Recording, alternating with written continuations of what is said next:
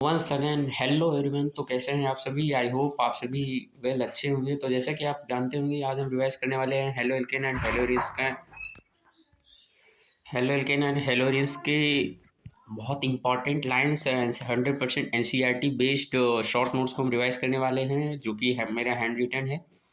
And believe कीजिए, आपका 100% clarity यहाँ पे हो जाएगी और कंसेप्चुअल भी आपकी क्लैरिटी रहेगी एंड आपको रिएक्शंस भी याद हो जाएंगी। बस आपको एंड तक एक बार देखना ज़रूर है। और इसके उसको पीडीएफ फॉर्मेट में मैंने यहाँ पे डिस्क्रिप्शन में लिंक लगा दिया है, तो आप इसी पीडीएफ फॉर्म में भी डाउनलोड कर सकते हैं। जैसा कि बहुत लोगों की डिमांड थी कि मुझे पीडीएफ फॉर्म में प्रोवाइड कीजिए, तो आप सबके लिए पीडीएफ फॉर्म में भी ये अवेलेबल है। तो आज हम रिवाइज करने वाले हैं halo alkane and hello rinse के सभी एक एक पॉइंट 100% एनसीईआरटी बेस्ड। तो बिना देरी के हम स्टार्ट करते हैं। आप सभी कंसंट्रेशन से सुनते रहिए और देखते भी रहिए।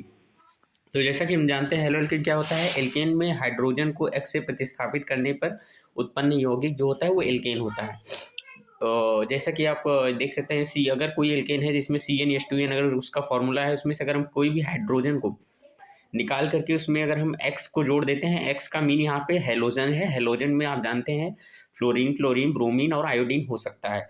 तो यहाँ पे एक हाइड्रोजन से एक्स को प्रतिस्थापित करने पर जो हेलो एल्केन बना है, इसे मोनो हेलो एल्केन कहेंगे। आपके इन्फॉर्मेशन के लिए बता दूं, mono halo alkane and die halo alkane में डिफरेंस ये होता है। मोनो हेलो एल्केन में 1 हेलोजन जुड़ता है और डाई हेलो एल्केन में 2 हेलोजन।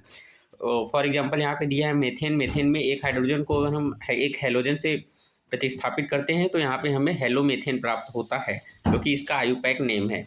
आगे हम बात करते हैं तो हेलो एरीन की अगर हम बात और हेलो एरीन की बात करते हैं। एरीन मतलब आप समझ सकते हैं एरोमेटिक रिंग, जैसे बेंजीन हो गया। कोई भी एरोमेटिक रिंग हो उसे हम एरीन कहेंगे, वो चाहे बेंजीन भी हो या फिर कुछ और भी हो सकता है। तो अगर हम एरोमेटिक रिंग से कोई हाइड्रोजन को एक्स से प्रतिस्थापित करते हैं तो यहाँ पे उत्पन्न यौगिक जो होता है वो हमारा हेलो एरीन होता है। याद रखिए, यहाँ पे जो हाइड्रोजन हम प्रतिस्थापित करते हैं वो हाइड्रोजन हमारा उस एरोमेटिक रिंग का ही होना चाहिए। ये इंपॉर्टेंट लाइन है। हेलोजन व्युत्पन्न, अभी हमने जो डेफिनेशन पढ़ा सेम एज इट इज है। हाइड्रोकार्बनों से हाइड्रोजन को एक्स से प्रतिस्थापित करने पर बनने वाला यौगिक यहाँ पे हेलोजन व्युत्पन्न कहलाते हैं।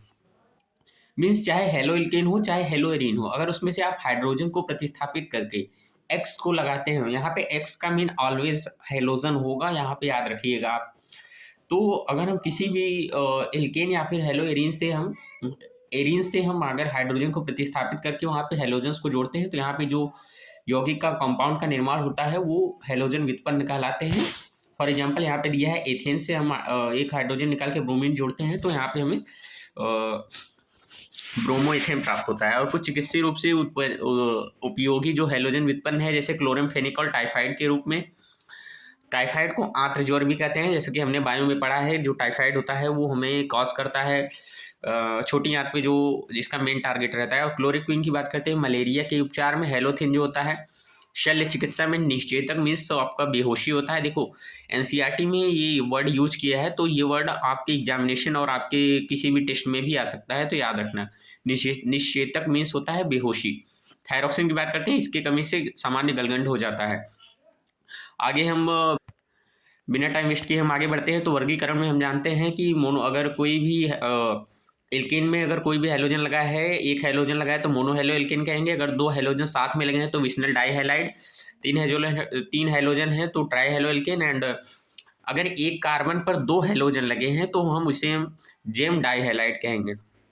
इसी प्रकार हेलो एरीन में बात करते हैं तो मोनो हेलो एरीन हम जानते हैं 1,2 पे ऑर्थो होता है, 1,3 पे पैरा होता है, 1,4 पे 1,3 पे मेटा होता है एंड 1,4 पे पैरा होता है।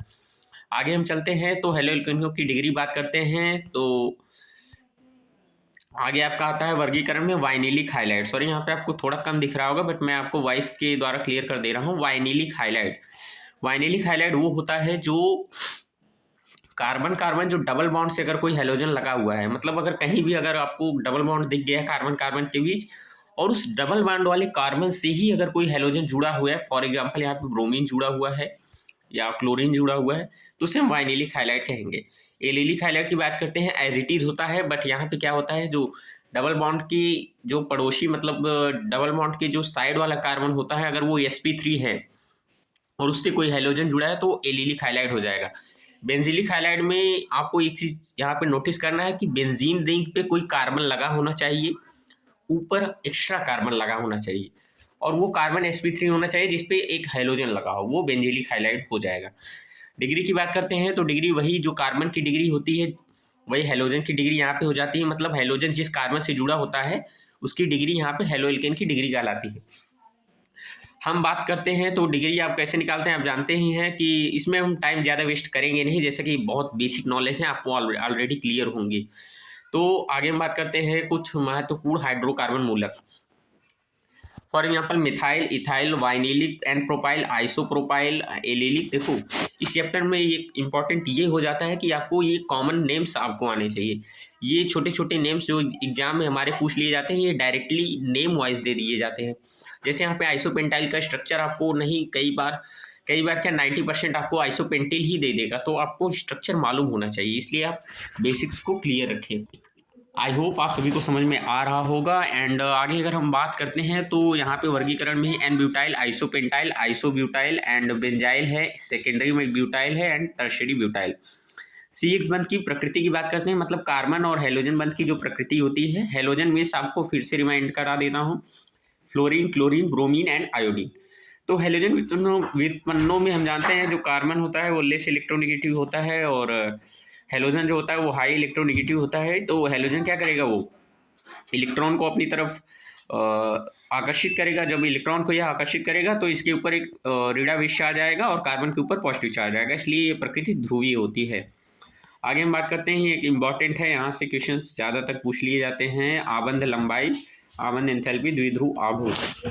तो वो बॉन्ड लेंथ होता है। यहाँ पे इम्पॉर्टेंट ये है कि आप फ्लोरीन से आयोडीन तक जाओगे तो आपका बॉन्ड लेंथ बढ़ेगा। आबंध एंथैल्पी हम जानते हैं, जैसे जितना बड़ा बॉन्ड होता है उसकी एनर्जी उतनी कम होती है, उसको तोड़ने में कम ऊर्जा की आवश्यकता होती है। जैसे कि आप जानते हैं जितना बड़ा आपका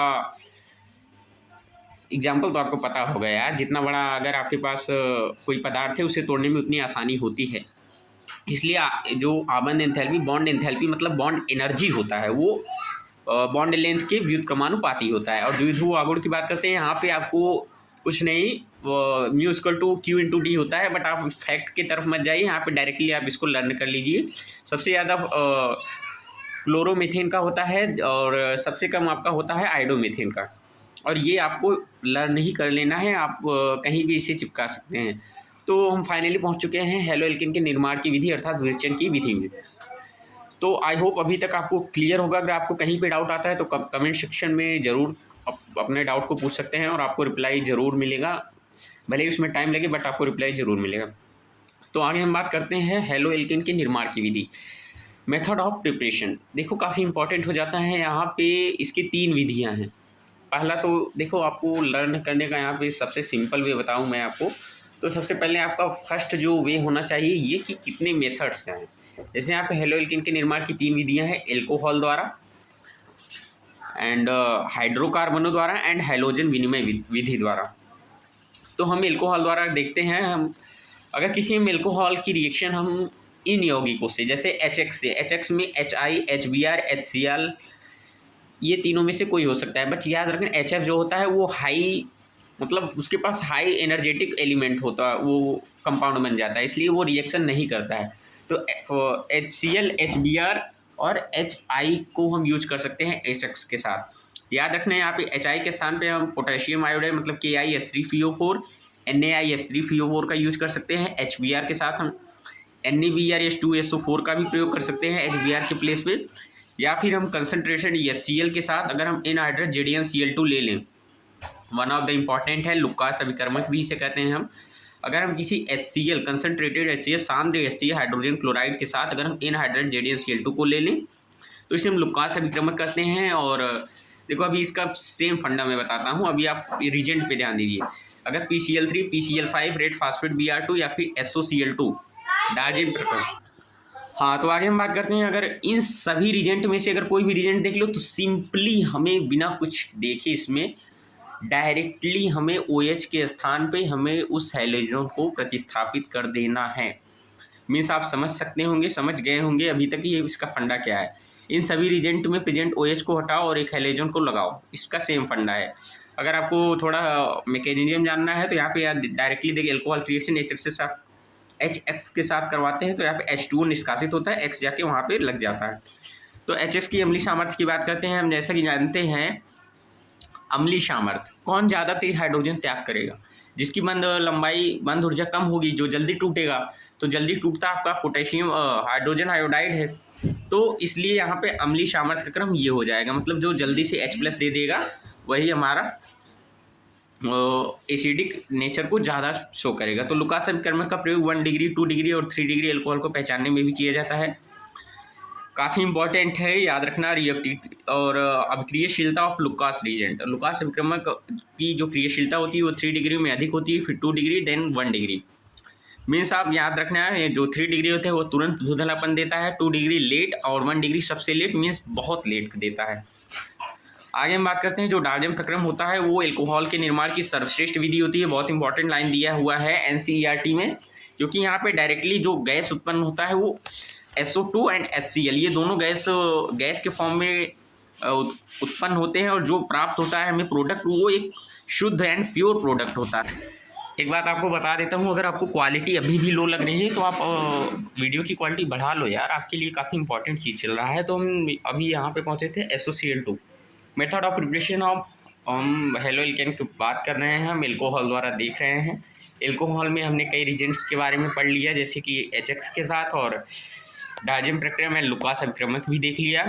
अब हम आ जाते हैं हाइड्रोकार्बन के द्वारा। हाइड्रोकार्बन में हमारे पास 2 मेथड मिलते हैं, एल्केन एंड एल्कीन।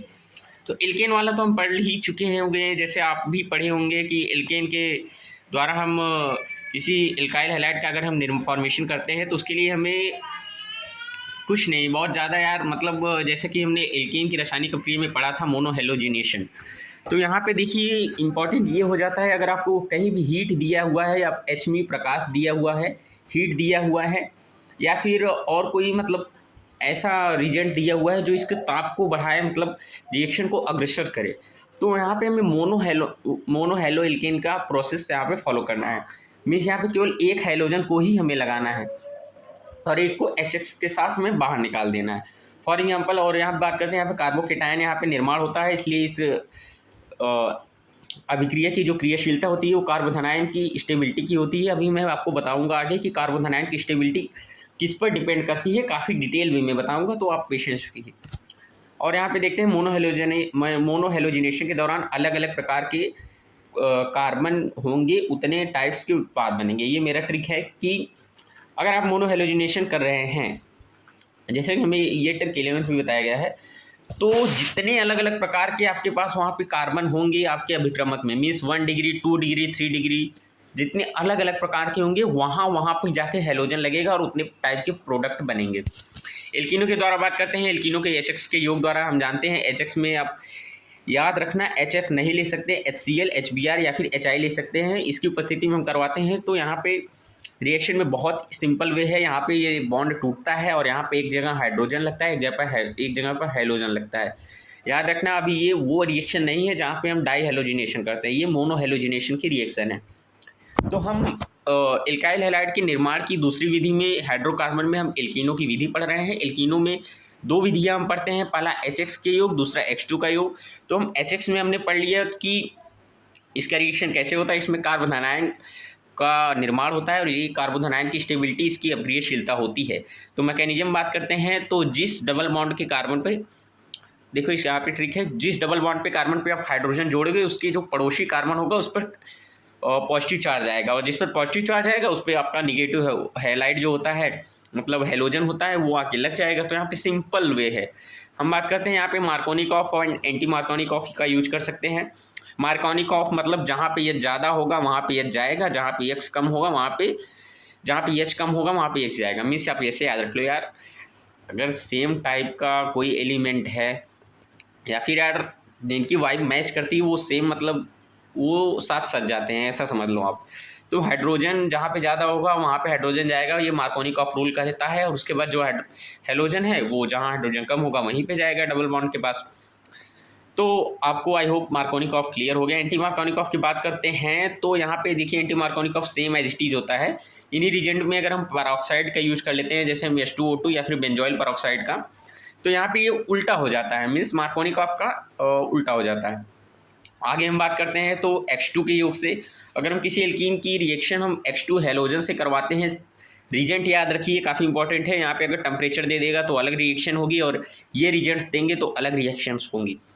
तो एल्कीन में बात करते हैं हम H2 का योग करते हैं CCl4 CHCl3 या फिर CH2Cl2 की उपस्थिति में अगर हम H2 का योग करवाते हैं तो यहाँ पे आपका एंटी एडिशन हो जाता है। एंटी एडिशन मीन्स अगर आपको फिशर फॉर्म में दिया हुआ है तो आपको एक जगह सिन पे लगाना है, एक जगह एंटी पे लगाना है, मतलब एक जगह अलग अलग साइड पे आपको हेलोजन लगाना है। इस प्रकार यहाँ पे विशनल डाइहैलाइड का निर्माण होता है अगर कोई एल्कीन दिया है। तो जैसे यहाँ पे उदाहरण देख लो, यहाँ पे हमें दिया है एथीन की रिएक्शन हम Br2CCl4 की उपस्थिति में करवाते हैं। इंपॉर्टेंट चीज़ है यहाँ पे एनसीईआरटी में मेंशन किया हुआ है कि जो Br2CCl4 के साथ होता है वो लाल भूरे रंग का होता है, बट जैसे ही हम इसका रिएक्शन करवा देते हैं तो जो हमें प्राप्त होता है डाइब्रोमो एथेन, मीन्स जो हमें एल्काइल हैलाइड प्राप्त होता है वो रंगहीन हो जाता है। मतलब यार ऐसा ही है कि पहले रंगीन था, रिएक्शन हुआ तो रंगहीन हो गया, समझ सकते हो आप।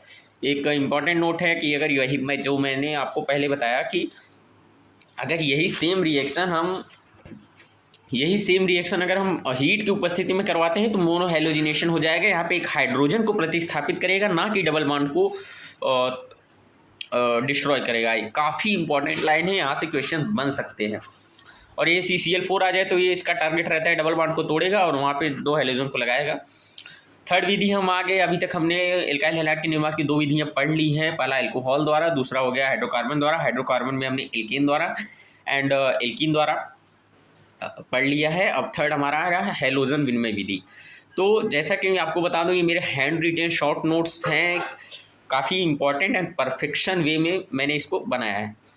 तो आपको बता दूं, कुछ लोग पूछते हैं कि क्या मतलब हमारे बैच में जैसे कि पेप्सर ने एक त्रिशूल प्रोवाइड किया है, वो भी काफ़ी इंपॉर्टेंट है। किस लिए? क्योंकि वहाँ पे बहुत कम टाइम में आप रिवाइज कर सकते हैं। बट अगर आपको रिएक्शन आपके टिप्स पे चाहिए तो आपको, मेरे ओपिनियन में तो आपको शॉर्ट नोट्स बनाने ही चाहिए, क्योंकि आपकी कॉन्सेप्चुअली क्लैरिटी एंड आपका जो रिमेंबरिंग कैपेसिटी होता है वो इंक्रीज़ हो जाता है शॉर्ट नोट्स बनाने से। मीन्स आप दोबारा अपने नोट्स को लिख दे रहे हैं, और शॉर्ट नोट्स ऐसा बनाइए ताकि आपको एक बार अगर आप शॉर्ट नोट्स रिवाइज करते हैं तो आपको अपने नोट्स को दोबारा रिवाइज करने की ज़रूरत ना पड़े।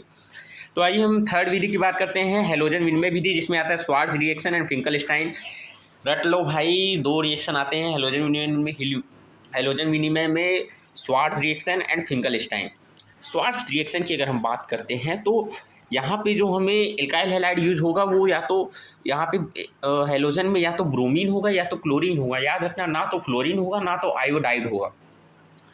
One of the important line है, काफ़ी इंपॉर्टेंट है, क्योंकि यहाँ पे भाई हमें फ्लोरीन लगाना ही है, तो फ्लोरीन तो होगा नहीं स्वार्ट्ज रिएक्शन में। बट यहाँ पे आयोडीन भी नहीं होता है, काफ़ी इजी वे में वो होता है, इसके मैकेनिज्म की ज़रूरत नहीं है। अगर हम किसी एल्काइल हैलाइड की रिएक्शन, मतलब जैसे जिसमें ब्रोमीन और क्लोरीन है, धात्विक फ्लोराइड मीन्स AgF या फिर COF2 या फिर SbF3, AgF COF2 SbF3, तीनों को आपको अगर लाइन से याद करेंगे तो F की मात्रा जो है इंक्रीज होती जाती है, AgF COF2 SbF3।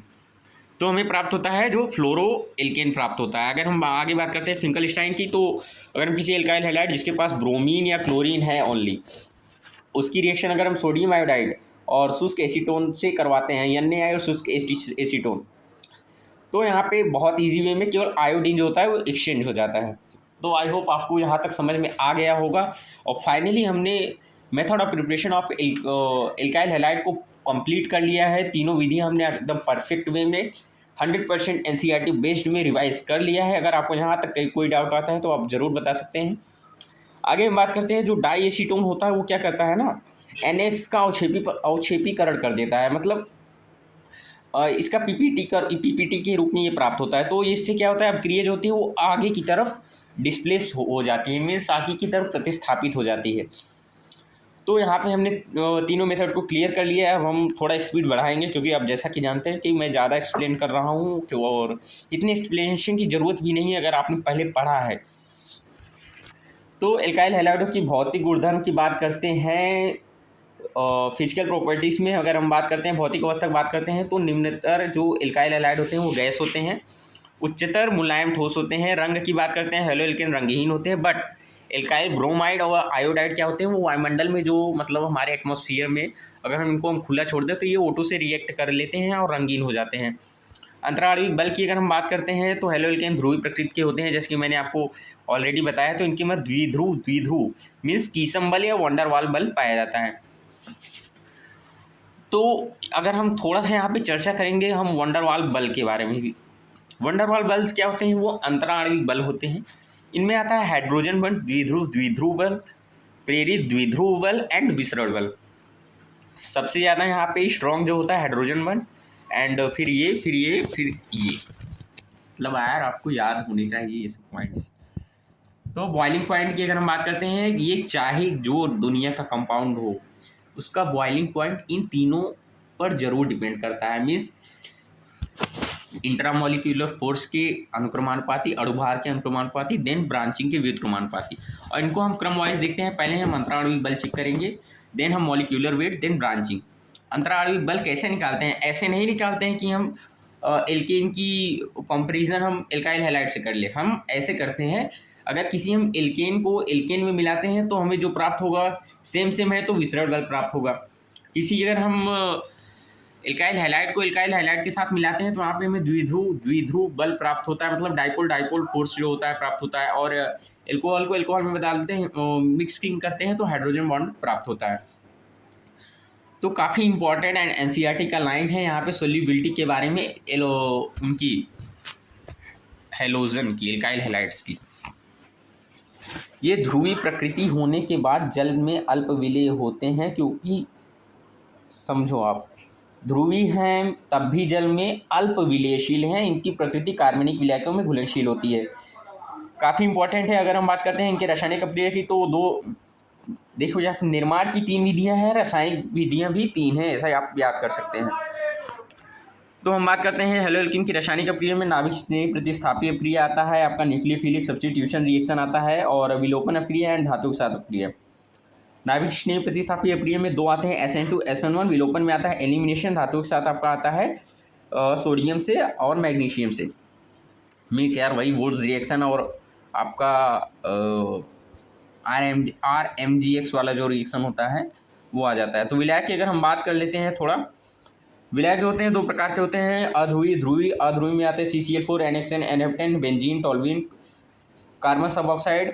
देखो यहाँ पे थोड़ा टाइम लग रहा है, तो यहाँ पे आपको 100% कंटेंट भी आपको प्रोवाइड किया जा रहा है, तो इससे आप टाइम को लेकर यहाँ पे इशू नहीं क्रिएट कर सकते। ध्रुवीय की बात करते हैं, ध्रुवीय में आता है पोलर प्रोटिक, ध्रुवीय प्रोटिक और ध्रुवीय अप्रोटिक। मीन्स यार ध्रुवीय प्रोटिक में क्या, अगर हाइड्रोजन साथ आपको कहीं फ्लोरीन, ऑक्सीजन, नाइट्रोजन ये तीनों अगर आपको दिख गए तो समझ लो वो पोलर प्रोटिक ही है। और याद रखना ये सॉल्वेंट आपको SN2 SN1 रिएक्शन को पहचानने में काफ़ी हेल्प करने वाले हैं, तो आप कॉन्सेप्चुअली सुनते रहिए। और हम पोलर ए प्रोटिक की बात करते हैं, जिसमें एसीटोन, डाईमिथाइल सल्फाइड DMS और DMF डाईमिथाइल फॉर्माइड भी प्राप्त होता है। हमने विलायक के बारे में भी बात कर ली है, तो अब हम आगे चलते हैं। तो हमें आगे मिलता है नाभिक स्नेही। नाभिक स्नेही वे प्रजातियाँ होती हैं जो इलेक्ट्रॉन धनी प्रजाति होती है। मतलब देखो नाभिक स्नेही, पहले आपको इसमें आपका मैं कॉन्सेप्चुअल क्लियरिटी रखता हूँ, 30 सेकेंड में आपको समझा देता हूँ। कोई नाभिक स्नेही होगा क्यों? नाभिक मतलब होता है पॉजिटिव, और किसी को पॉजिटिव चाहिए क्यों? क्योंकि उसके पास निगेटिव है ऑलरेडी, मीन्स उसके पास इलेक्ट्रॉन्स हैं, इसलिए वो किसी इलेक्ट्रॉन नाभिक स्नेही के पास जाना चाहता है। इसलिए नाभिक स्नेही जो होती है इलेक्ट्रॉन धनी प्रजातियाँ होती हैं, मतलब इनके पास इलेक्ट्रॉन्स पाए जाते हैं, लोन पेयर्स पाए जाते हैं, या फिर डबल बॉन्ड या फिर बेंजीन के रूप में पाए जाते हैं। तो ये कहीं पे अगर पॉजिटिव चार्ज देखते हैं तो वहाँ उसके पास जाते हैं अपने इस लोन पेयर और इलेक्ट्रॉन को प्रोवाइड करने। आगे हम बात करते हैं न्यूक्लियोफाइल की। तो न्यूक्लियोफाइल मतलब नाभिक स्नेही होता है। स्ट्रॉन्ग की बात करते हैं, स्ट्रॉन्ग में बहुत सारे आते हैं, आपको याद केवल 2 करना है, दुर्बल और नॉन न्यूक्लियोफाइल। दुर्बल में H2O, कार्बोक्सिलिक एसिड और एल्कोहल, ये 3 ही आते हैं। इसके अलावा जो भी है वो प्रबल होगा। और नॉन न्यूक्लियोफाइल में सल्फेट, फॉस्फेट, NO3 और F-, ये आपको याद होने चाहिए। SO4-, PO3-3, NO3-, F। Nucleophile और न्यूक्लियोफिलिटी क्या होती है? नाभिक स्नेहिता, मतलब किसी नाभिक न्यूक्लियोफाइल के इलेक्ट्रॉन केंद्र पर, इलेक्ट्रॉन न्यून केंद्र पर, मतलब जहाँ पे इलेक्ट्रॉन की कमी है, आक्रमण करने की क्षमता जो होती है। मतलब कोई नाभिक स्नेही कितनी तेजी से किसी पॉजिटिव चार्ज पर रिएक्ट कर ले वही उसकी नाभिक स्नेहिता होती है। उदाहरण के रूप में आवर्त में बात करते हैं तो व्युत्क्रमानुपाती इलेक्ट्रोनिगेटिविटी, पीपीएस में बात करते हैं तो साइज के अनुक्रमानुपाती, पीएस में बात करते हैं साइज के व्युत्क्रमानुपाती। यहाँ पे हमने इंपॉर्टेंट क्रम भी दे दिया है, आप लर्न कर लीजिए। उभयदंती बात के बढ़ते हैं, अगर कॉमन न्यूक्लियोफाइल की अगर हम बात करते हो तो यहाँ पे आता है आपका साइनाइड, नाइट्राइल एंड आइसोनाइट्राइल।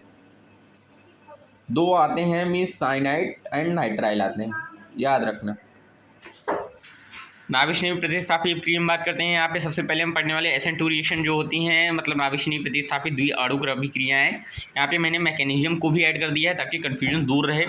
याद रखना ये PAS की उपस्थिति में पश्चाक्रमण करता है, इसलिए यहाँ पे जो प्रोडक्ट प्राप्त होता है वो प्रतिलोम या प्रतिबिंब प्राप्त होता है। मीन्स आप समझ सकते हैं, अगर यहाँ पे हाईलाइट किसी इस साइड में है, ये देखो वेज डैश फॉर्म में यहाँ पे आपको दिया हुआ है, अगर एक्स मतलब इस साइड में है, राइट साइड में है, तो वो लेफ्ट साइड में वहाँ पे आपको न्यूक्लियोफाइल जुड़ जाएगा। बाकी किसी में चेंज नहीं होने वाला है, केवल हेलोजन में ही चेंज होगा। पश्चाक्रमण करेगा, ये जो पहला पद होता है वो स्लो पद होता है, मतलब धीमी चढ़ी, यही वेग निर्धारक पद होता है। और स्टार्टिंग में अभिक्रमक sp3 होता है, बट ये संक्रमण अवस्था में sp3d हो जाता है एंड प्रोडक्ट में sp3 प्राप्त होता है, प्रतिपन्न उत्पाद प्राप्त होता है। इंपॉर्टेंट पॉइंट्स की अगर हम बात करते हैं तो सरल अपक्रिया है, एकल चरणीय है। बलगत की बात करते हैं, मतलब रेट ऑफ रिएक्शन की बात करते हैं तो एल्काइल हैलाइड एंड न्यूक्लियोफाइल्स के अनुक्रमानुपाती होता है, याद रखना। इसलिए इसे हम द्विअणु कहते हैं क्योंकि यहाँ पे दो अणु आ गए हैं। अक्रिय की कोटि 2 है, आणविकता 2 है, नाम से क्लियर है। संक्रमण अवस्था में sp3d पाई जाती है, ये इंपॉर्टेंट है, आपके डायरेक्टली आपके एग्जामिनेशन में पूछ सकता है। क्रियाशीलता की बात करते हैं, ये त्रिविम बाधक के व्युत्क्रमानुपाती होता है, याद रखना, काफ़ी इंपॉर्टेंट है। 1 डिग्री, 2 डिग्री एंड फिर 3 डिग्री इसकी रिएक्टिविटी है। और ये PPS की उपस्थिति में होता है, PAS की उपस्थिति में होता है, सॉरी PAS पोलर एप्रोटिक। तो पोलर एप्रोटिक में आपके 3 ही आपके मेनली जो विलायक होते हैं जो NCERT में दिए हैं, dimethyl sulphide, dimethyl iodide and acetone. क्रियाशीलता बात करते हैं, अवशिष्ट समूह के निकलने की प्रवृत्ति के अनुक्रमानुपाती होता है और क्रियाशीलता -I इफेक्ट के भी अनुक्रमानुपाती होता है। ऊर्जा आरक में संक्रमण अवस्था इस प्रकार प्राप्त होती है और ये इसका रिएक्शन फिगर होता है। तो आई होप SN2 रिएक्शन अभी तक आपको क्लियर होगा। इसकी त्रिविम रसायन की बात करते हैं, स्टीरियोकेमिस्ट्री। देखो बोर्ड के लिए भी आपका यहाँ पे काम हो जा रहा है क्योंकि आपको यहाँ पे प्रॉपर थियरीज भी आपको दी गई हैं। त्रिविम रसायन की बात करते हैं तो SN2 रिएक्शन में न्यूक्लियोफाइल पश्चाक्रमण करता है अतः अणु का विन्यास पलट जाता है और प्रतिपन्न उत्पाद प्राप्त होता है। न्यूक्लियोफाइल पीछे से आक्रमण करेगा तो भाई पलटेगा ही भाई, इसका विन्यास ईजी है। आगे हम बात करते हैं तो SN1 रिएक्शन की बात करते हैं, इसमें नाभिक स्नेही जो होता है PPS की उपस्थिति में रिएक्शन करता है। आप सुनते जाइए, अग्र व पक्ष दोनों आक्रमण करता है, इसलिए यहाँ पे एक धारण उत्पाद मतलब एक सेम जहाँ पे हेलोजन लगा है वो उत्पाद प्राप्त होगा और एक प्रतिपन्न मतलब उल्टे जगह पे प्रोडक्ट न्यूक्लियोफाइल लग जाता है वो उत्पाद प्राप्त होगा। यहाँ पे 2 उत्पाद प्राप्त होते हैं, 2 चरणीय क्रिया होती है, बहुचरणीय क्रिया होती है और जटिल अपक्रिया भी इसे हम कह सकते हैं। यहाँ पे स्लो पद में क्या होता है कि सबसे पहले हेलोजन यहाँ पे बाहर हो जाता है जिससे कार्बोकेटाइन का निर्माण होता है, इसलिए स्टेबिलिटी होती है, कार्बोकेटाइन के अनुक्रमानुपाती होती है। स्टेप 2 में क्या होता है, न्यूक्लियोफाइल अग्र व पश्च आक्रमण करता है जिससे यहाँ पे आपको एक धारण उत्पाद और एक प्रतिबंध उत्पाद प्राप्त होता है।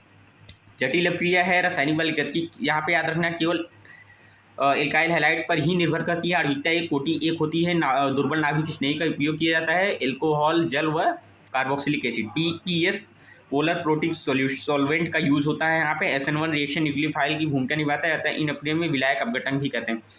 मीन्स ये कह रहा है कि यहाँ पे जो न्यूक्लियोफाइल होती है वही भूमिका निभा देता है आपका विलायक का, तो ज़रूरी नहीं है आपको यहाँ पे ये विलायक शो किए जाएँ, H2O एल्कोहल RCOS, सॉरी ये शो किए जाएंगे बट न्यूक्लियोफाइल जरूरी नहीं है शो करेगा, समझ गए आप। इसी विलायक अपघटन भी कहते हैं, जैसे जल द्वारा अगर जल से रिएक्शन करवा रहे हैं तो जल अपघटन, एल्कोहल द्वारा तो एल्कोहली अपघटन। क्रियाशीलता की बात करते हैं, SN2 से विपरीत होता है, याद रखना है आपकी ऑलमोस्ट SN1 SN2 रिएक्शन जो होती है वो एक दूसरे के एंटी होती हैं। अगर हम आगे बात करते हैं त्रिविम रसायन की बात करते हैं, अब क्रिया फीचर प्रोजेक्शन अगर दिया है तो वहाँ पे आपको 2 उत्पाद बनाने होंगे, धारण और प्रतिपन्न, मैंने चर्चा कर दिया है। 3 डिग्री वाले alkyl halide always SN1 reaction दिखाते हैं क्योंकि इनकी SN2 रिएक्शन दिखाने की प्रवृत्ति बहुत कम होती है। तो हम आगे बात करते हैं, तो जैसे यहाँ पे मैंने 1-2 एग्जाम्पल रख दिया है क्योंकि यहाँ पे कन्फ्यूज हो जाते हैं सब कि H2O से जो है H और OH निकाल लेंगे, ये तो ठीक है, बट यहाँ पे क्या करते हैं सब एल्कोहल में क्या करते हैं कि H+ निकाल OH- निकाल देते हैं, R+ निकाल देते हैं, बट ऐसा नहीं करना है, आपको OR- और H+ निकालना है। तो यहाँ पे X को निकालो, OR को जोड़ दो। RCO में बात करते हैं, H को निकालो, X को निकालो, RCO माइनस को इस पॉजिटिव पे जोड़ दो। तो फाइनली यहाँ पे आपका ये कंप्लीट हो गया है। अगर हम एक्वस AgNO3 से करवाते हैं रिएक्शन, NCERT के काफ़ी इंपॉर्टेंट है। यहाँ पे 2 न्यूक्लियोफाइल प्राप्त होते हैं, OH माइनस NO3 माइनस। तो यहाँ पे हमें OH माइनस को ही वरीयता देना है, मतलब वरीयता देना है, और यहाँ पे हमें OH माइनस को ही X की जगह लगा देना है, मतलब एल्कोहल का प्राप्त होता है। और यहाँ पे अवक्षेप प्राप्त होता है, अवक्षेप के कलर्स यहाँ पे दिए हुए हैं। AgCl वाइट PPT, AgBr थोड़ा पेल येलो, एंड AgI जो होता है वो येलो PPT, मतलब हल्का येलो होता है और ये पूरा येलो होता है। याद रखना, एंटी एरोमेटिक ये रिएक्शन नहीं देते हैं। कुछ यौगिक होते हैं जो SN1 SN2 दोनों नहीं देते हैं, जैसे वाइनिलिक हाइलाइड, हेलो एल्कीन या फिर हेलो एरिन, सेतु बंद रखने वाले, ये काफ़ी इंपॉर्टेंट है। NCERT में दिया है, डायरेक्टली पूछ सकता है, तो आप रेडी रहिए इसके लिए। आगे हम बात करते हैं। तो फाइनली हमने SN1 एंड SN2 रिएक्शन को लगभग क्या कंप्लीट कर लिया है, मतलब रासायनिक अप्रिय में पहली अप्रिय हमारी कंप्लीट हो गई है। दूसरी आती है आपकी विलोपन अप्रिय, एलिमिनेशन अप्रिय, जो कि हमने 11th में ऑलरेडी पढ़ लिया है। तो यहाँ पे याद रखना है, अगर हम किसी एल्काइल हैलाइड के अप्रिय, यहाँ पे मेनली 99% आपको एल्कोहलिक KOH दिया जाएगा। प्रबल क्षार की उपस्थिति में हीट कराते हैं तो यहाँ से HX बाहर आएगा, वहाँ पे इन दोनों के जो मुक्त मूलक होंगे वो एक पर्सनल डबल बॉन्ड बना के वो बना लेंगे, एल्कीन का फॉर्मेशन कर देंगे, इसलिए हम विलोपन अप्रिय कहते हैं। इसे बीटा विलोपन भी कहते हैं। रीजेंट याद रखना है, तो एल्कोहलिक KOH अगर आप याद रखें तो आपके लिए इनफ है, या फिर आप NaNH2 या फिर सोडियम एल्कोक्साइड भी याद कर सकते हैं। मैकेनिज्म आप देख सकते हैं, बहुत ईजी है। जैसे कि मैंने बताया, H को निकालो और X को निकालो, डबल बॉन्ड क्रिएट कर दो। इंपॉर्टेंट पॉइंट की बात करते हैं, E2 रिएक्शन है, एलिमिनेशन रिएक्शन है, द्विअणुक अप्रिय होती है, क्योंकि यहाँ पे 2 अणु भाग लेते हैं अप्रिय में। कौन कौन, पहले आपको बता देता हूँ। एक तो खुद एल्काइल हैलाइड, दूसरा हो गया यहाँ पे जो RO माइनस, मतलब जो क्षार होता है वो। अब क्रिया की दर होती है वो इस पर निर्भर करती है, बीटा विलोपन कहते हैं, क्योंकि यहाँ पे बीटा विलोपन इसे इसलिए कहते हैं क्योंकि जहाँ पे हाइड्रोजन लगा होता है उसके जो पड़ोसी कार्बन होता है उससे यहाँ पे हम हाइड्रोजन को निकालते हैं। जहाँ पे हेलोजन लगा होता है उसके पड़ोसी कार्बन से हम हाइड्रोजन को निकालते हैं, इसलिए हम बीटा विलोपन भी कहते हैं। क्रियाशीलता बात करते हैं, कार्बोकेटाइन का फॉर्मेशन होता है, तो 3 डिग्री, 2 डिग्री, 1 डिग्री। जिस उत्पाद में एल्काइल ग्रुप ज़्यादा होंगे उसे हम सेटजेब, जिसमें कम होंगे उसे हम हॉर्मेंस कहेंगे। हाइड्रोजन बीटा कार्बन निकालते हैं, निकलने वाले समूह की प्रकृति अगर फ्लोराइड या धनावेशित है तो उल्टा हो जाता है, वही हॉर्मोन्स एंड सेटजेब में आपका एक्सचेंज हो जाता है। फॉर एग्जांपल यहाँ पे दिया है, अगर हम कोई एक कंपाउंड है, जैसे हो गया यहाँ पे ब्यूटेन हैलाइड, 2 हैलाइड है, इसके भी हम अगर प्रबल क्षार से करवाते हैं तो यहाँ पे एल्कीन का फॉर्मेशन हो जाता है। देखिए यहाँ पे 2 बीटा कार्बन है, तो यहाँ पे 2 उत्पाद होगा और उसमें एक बीटा 1 होगा, एक बीटा 2 प्रोडक्ट होगा। बीटा 1 से अगर हम हाइड्रोजन निकालेंगे तो एल्कीन ये बनेगा, और बीटा 2 से निकालेंगे तो ये बनेगा। तो याद रखना है यहाँ पे इंपॉर्टेंट ये है कि जिसमें ज़्यादा प्लस आई इफेक्ट दिखाने वाले जैसे एल्काइल समूह लगे होंगे वो सिटजेफ होगा। इंपॉर्टेंट बात करते हैं, फिशर में वेज डैश में H व X विपरीत अगर कोई कंपाउंड दिया हुआ है जो फिशर में है, मीन्स फिशर में समझ रहे हो ना, जैसे ये प्लस वाला जो स्ट्रक्चर होता है, या फिर वेज डैश जैसा कि हमने अभी SN2 SN1 पढ़ा, तो वहाँ पे हाइड्रोजन और X को विपरीत दिशाओं से हम निकालते हैं। तो हमारा दूसरी विधि एलिमिनेशन रिएक्शन भी हो गया। धातु के साथ अप्रिय बात करते हैं, बहुत ईजी है। अगर हम Mg से करते हैं तो हम ग्रिग्नार्ड वैज्ञानिक ने बताया था, इसलिए हम ग्रिग्नार्ड रिजेंट भी कहते हैं। इससे क्या होता है, एल्काइल हैलाइड के अप्रिय हम Mg से करवाते हैं, Mg कुछ नहीं करता है, इन दोनों के बीच में जाके जुड़ जाता है। शुष्क स्तर की उपस्थिति में करवाएंगे, one of the important line है NCERT की। हम बात करते हैं तो MgX के बीच जो बंध पाया जाता है वो आयनिक बंध पाया जाता है, और R और Mg के बीच जो बंध पाया जाता है वो अत्यंत ध्रुवी सहसंयोजी बंध पाया जाता है। तो यहाँ पे एग्जांपल्स भी मैंने आपके लिए रख दिए हैं कुछ इंपॉर्टेंट, जिससे आपको समझ में आ सके। और सोडियम रिएक्शन तो वही आपकी वुड्स रिएक्शन है।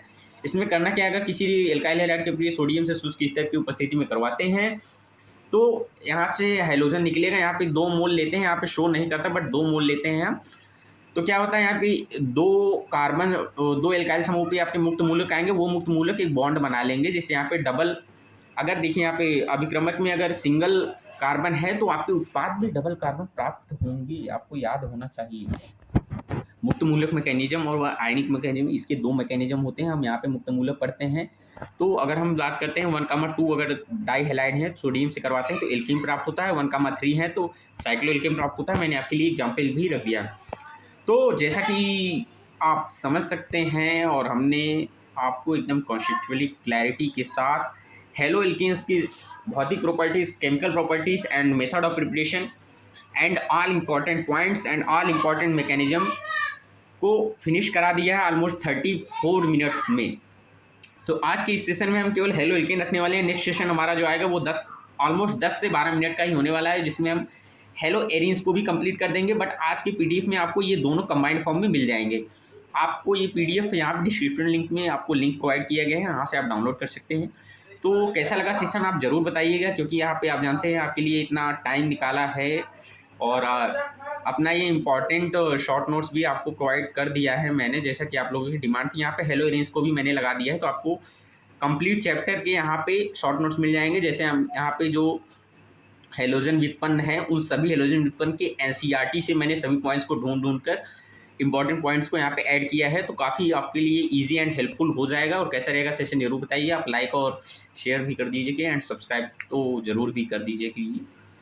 सो कैसा लगा आप बताइएगा ज़रूर। तो thank you everyone for attending the session. All the best for your upcoming examination and future examination for NEET. Thank you.